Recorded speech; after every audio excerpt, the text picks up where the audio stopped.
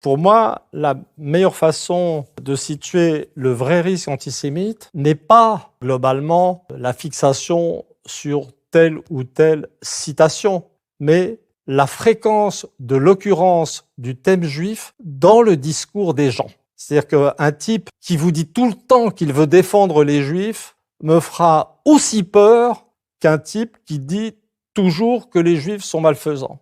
Parce que c'est quelqu'un qui prendra l'existence du peuple juif exagérément au sérieux.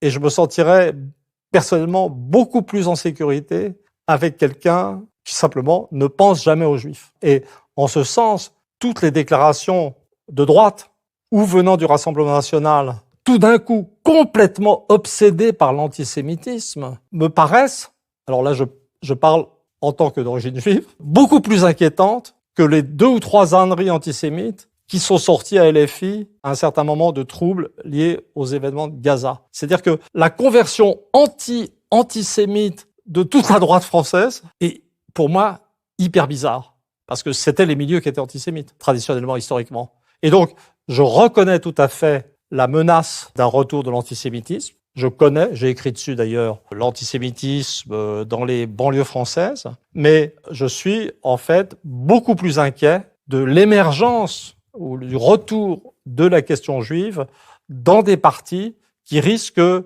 de s'allier et d'être majoritaires. Et je vais vous le dire franchement, honnêtement, si la Wehrmacht revient dans Paris, je vais me cacher chez un militant LFI plutôt que chez un militant de la droite classique ou du Front National.